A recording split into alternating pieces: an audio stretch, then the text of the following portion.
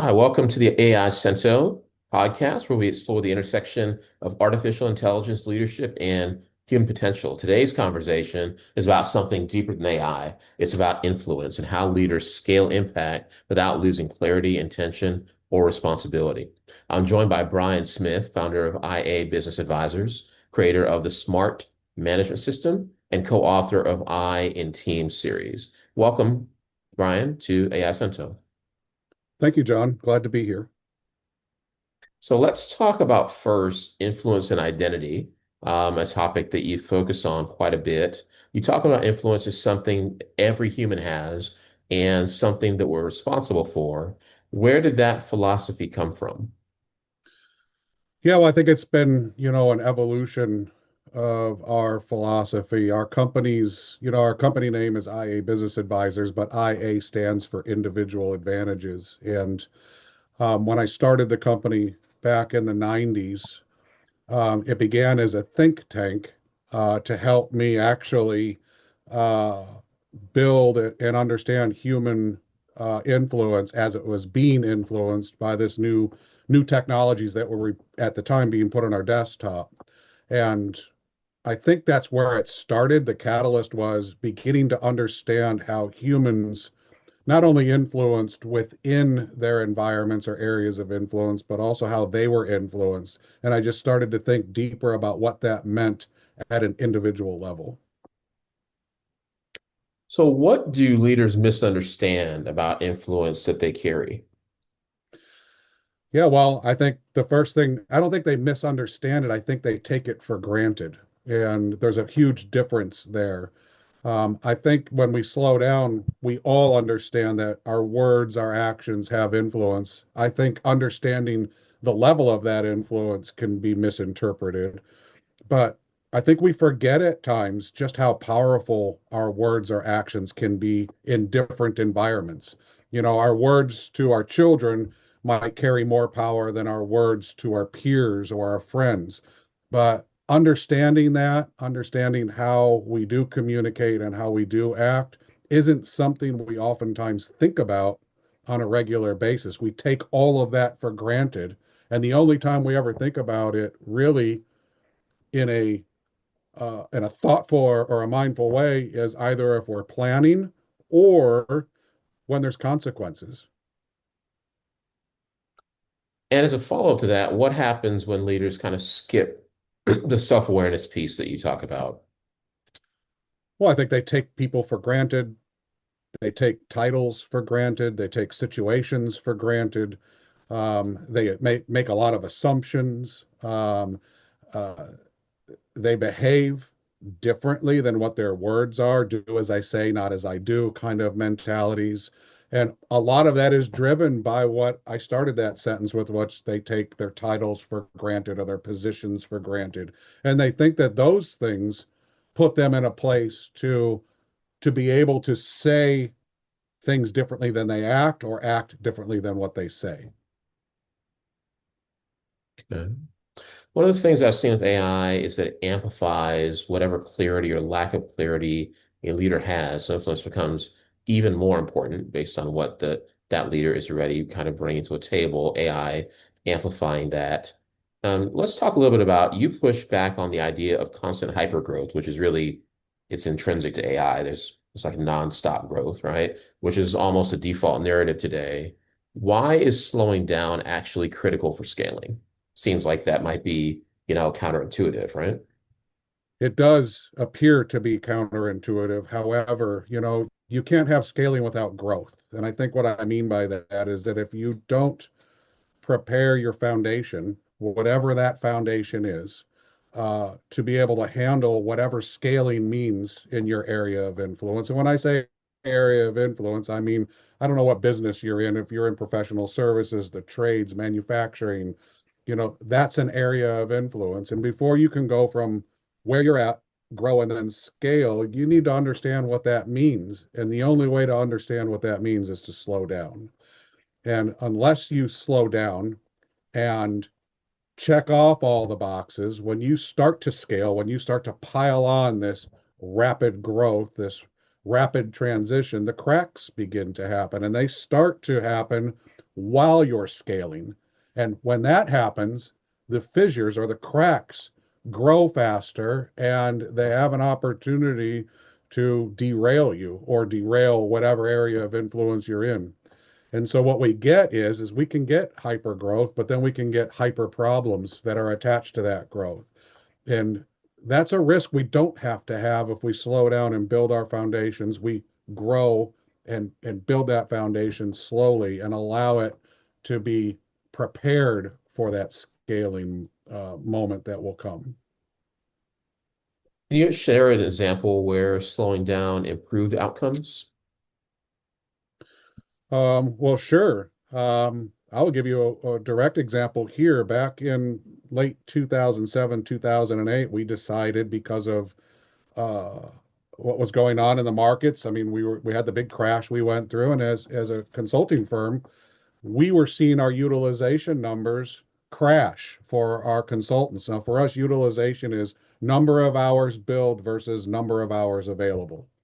And so we came up with a strategy to help fix that, help increase our utilization. We introduced a subscription based consultancy model that allowed people to pay one fee a month and then have unlimited access to our consultants who then could pull a ticket, address that ticket, which increased their utilization. Well, um, we did that and we put out a piece of software, which back in 2007, 2008 wasn't easy to do. And we, we got an offline or an online ticketing system to support us because we thought, well, we have 1,800 clients and we can handle it with this. Well, what happened was we didn't read the market well enough because we just jumped so fast. We onboarded 700 clients within the first 7 to 10 days.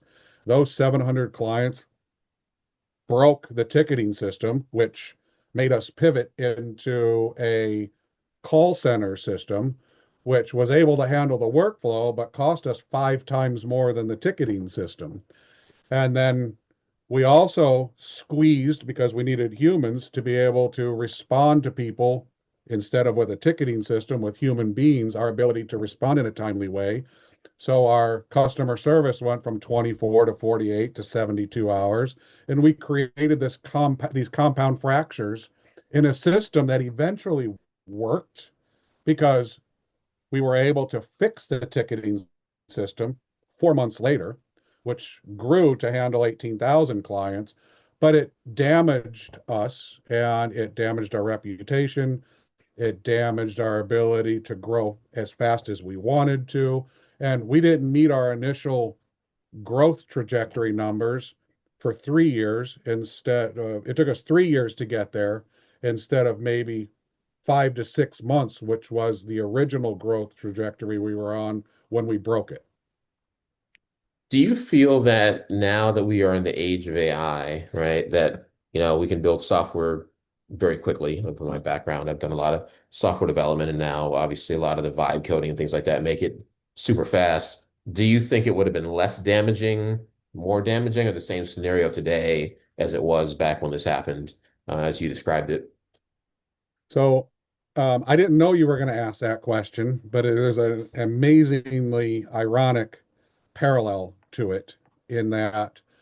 So you introduced us with our smart management system. We are right now in the middle of building our smart SaaS.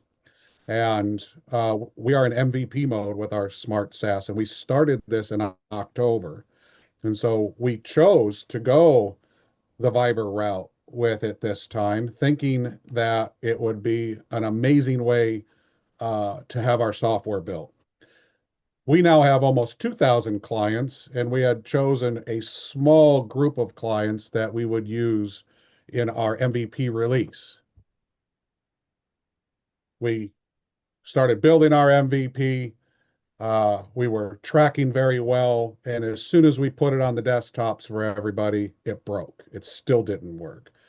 And the MVP that was driven by the AI was still not doing the job that it needed to be done because it was showing us a path that looked like was going to be much faster. It seemed like it was going to be much faster, but the reality was is that it wasn't asking the right questions because it was dealing with humans and it wasn't understanding what the humans were going to do to the system still. And we leaned into thinking that it would, and it was built by people who understood the system but didn't understand the humans. Hmm. So again, we had another compounding problem Hmm. that I think you mentioned earlier, which is, you know, AI has a tendency to mirror its the people that are driving it, which means that since the techs were driving the AI to build the MVP, they were approaching it from a tech perspective, not the human perspective. So another different set of challenges, even though it was faster to build, but AI kind of introduced its own loop of challenges there. Yeah, it was a great lesson for us. And it was a great, again, we slowed down. We decided to teach our AI models a little bit more about what the human aspects were, and it is learning. And but it, you know what, it's learning along the way, and our approach has been to allow it to learn along the way and let it enhance those things that it can, but also ask it to push back on us and challenge us as humans to clarify as deeply as we can through the process, which forces us to slow down along with the AI. Okay. Let's talk a little bit about the way in kind of the role with your consultants. I think a lot of people are interested because everybody's thinking about whether it's for their company or for their career, what AI is impacting kind of in the workforce and the marketplace. You've taken an interesting approach to AI. You're not replacing consultants, but you're augmenting them. How do you see AI reshaping advisory and consulting? Yeah, it's a new tool for us, John. We don't allow our team to let AI solve problems. We allow AI to support our team in doing research, validating that research, validating the source that comes from that research, uh, formatting the advisors' understanding, and as they write their conclusions, as they write their interpretations, as they contextually engage with whatever problem they are dealing with for a client, and they're having Q&A back and forth with their AI agents, using the data that AI is finding and validating for them, and reading what the advisors are thinking and writing as solutions. AI is not only learning, but it's helping them to learn faster also. It's giving them source material quicker. It's referencing and cross referencing and reconciling that source material to their own thoughts quicker, and it's introducing it into our smart management system in the way that we organize and understand smart, and allowing us to be more smart, saying, have we been specific enough? Are we providing enough measurement? Is our assumptions on attainability really validated?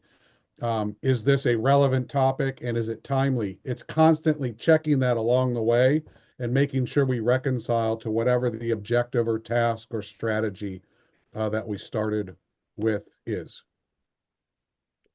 By the way, for those who do not know what SMART acronym stands for, which would include me, what does the SMART acronym stand for?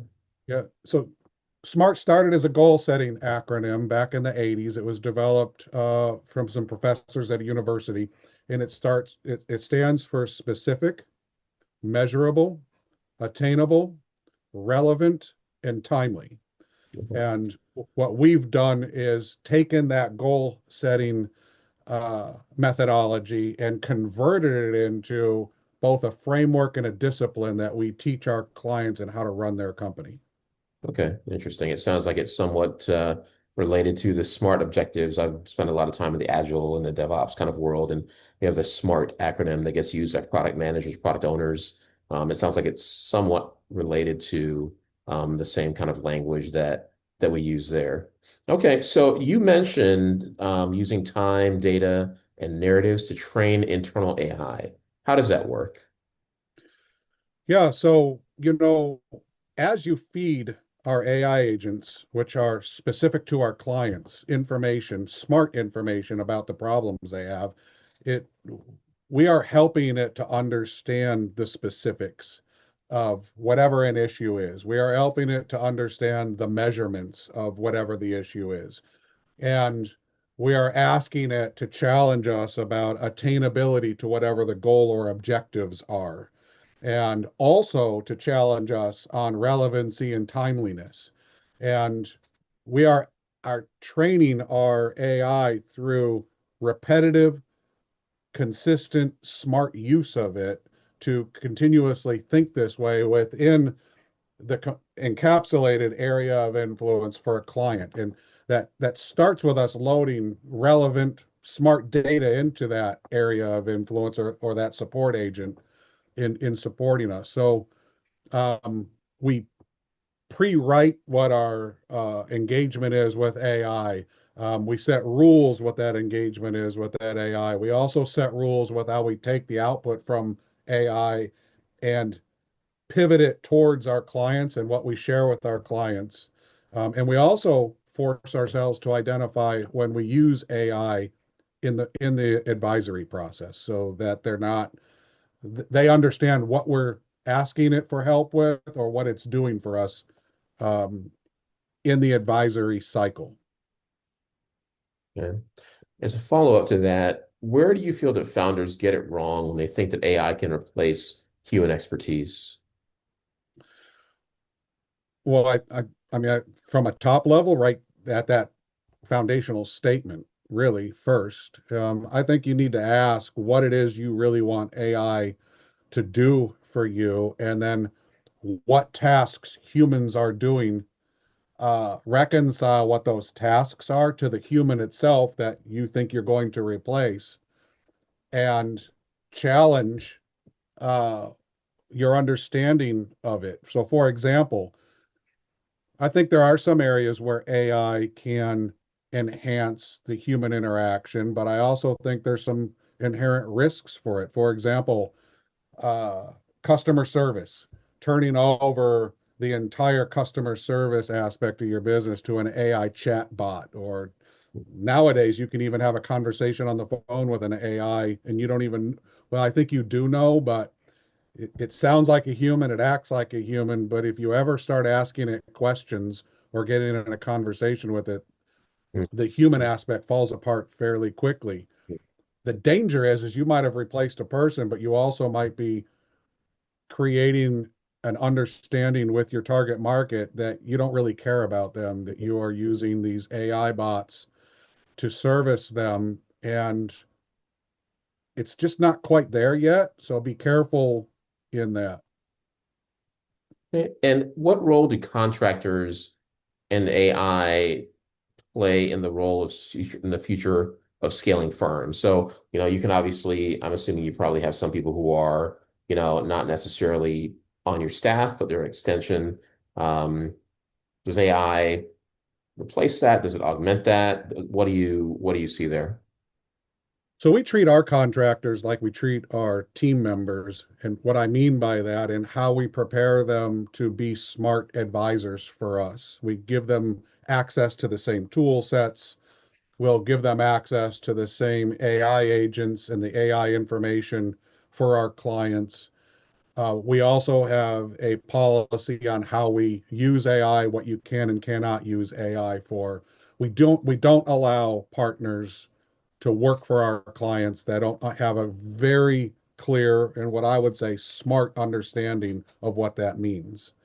Um, I think if you are a contractor and you want to use AI to help you augment or enhance your ability to be a good contractor, you should be asking those questions of your clients, the people that you're supporting, being maybe another consulting firm, an advisory firm, an engineering firm. I don't know, whatever your area of influence is. And you should ask them, if they haven't brought it up, ask them, do you have policies and procedures on the use of AI? Do you have limitations? Do you have, uh, are you using it for anything? And if you are, will it have any influence on what I'm going to do for you? And how can I help support that? and be better for you. How do you balance leveraging data for AI with your philosophy of responsible influence? Since I would assume that there are some standards of data that you may not want to provide to the AI or client data you may not want to give to, the AI for multiple reasons. How do you balance that? Well, for one, we don't use what I would call as public AI. We have our own, we pay for our own uh, AI infrastructure that is amazingly compartmentalized. Um, and uh, so, first of all, we start there. We don't use public AI systems like ChatGPT or things like that to do client work. Secondly, um, we don't let AI do the analytical work. We make the teams do the analytical work using our uh, already systems that we used for the last 30 years, and we allow AI to reconcile and verify it and identify that if there's flaws in formulas, if there's flaws in calculations, and we use AI as a reconciler, as a fact checker, as a formatter, if you will, to the work that we're already doing as humans. It speed things way up because we still had to do those things in the past. We had to have third parties do it. We had to have um, you know, other ways to validate our work. AI is able to do that and give us reports back much, much faster. What I've seen is that AI works best when it's paired with strong human judgment. Without that, it actually creates more noise and clarity. Let's take a look now at the future of leadership and looking ahead, what does effective leadership look like in an AI-driven world? What would your take be on that? Well, I think for one is that effective leadership means that we are still thinking for ourselves, that we're not turning over our visionary mindsets, those that are visionaries, those that are operators aren't turning over their tactical work completely over to AI. What they are doing is they are managing the policy, procedure, culture, core values, and they are building those into not only how they act as humans, but how they interface with the AI systems that they're allowing to be in their environments.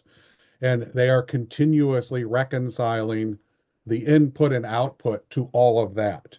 And they are holding themselves, their team, and their organization to those same high standards and making it very clear on what AI is to them, not only internally, but also to whoever they serve, whatever it is, or whoever they serve in their area of influence, understands how AI is being used. All of our clients understand how AI is used in our organization, and we will be very transparent about that. And I think that if we do that, that AI will enhance leadership by allowing us to be more efficient visionaries and also more efficient tacticians while maintaining our procedural, policy driven structure and core values all at the same time. And what skill do you think becomes more important because of AI? Ask that again, please. What skill? So, I mean, is it, kind of the human relational? Is it, as you said, you have people use some existing tools? Is it still analytical skill? Is it, leadership vision? What skill do you think or skills is more going to become more important because of AI? Yeah, well, I think human interaction is going to become more important.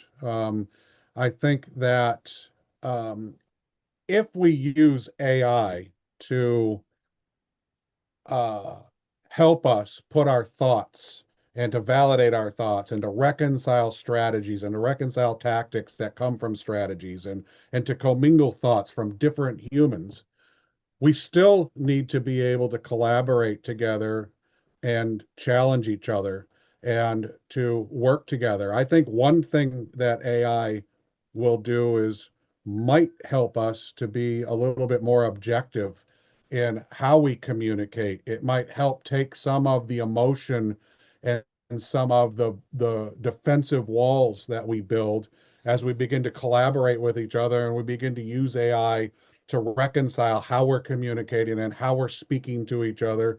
And we might actually learn how to do that in a way that is more effective, brings more clarity, and moves us together as humans more efficiently through some of the past issues that might take two to more iterations of communication or collaboration to get through now might be reduced because AI is helping us to communicate as humans together better.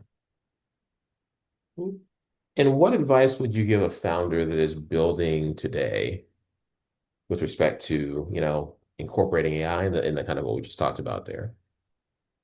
Well, I think first is, you know, outline how you are going to use AI and where AI, not only how, but where you're going to use it, how you're going to use it, and how are you going to hold people accountable for using it in that way, whatever that way is.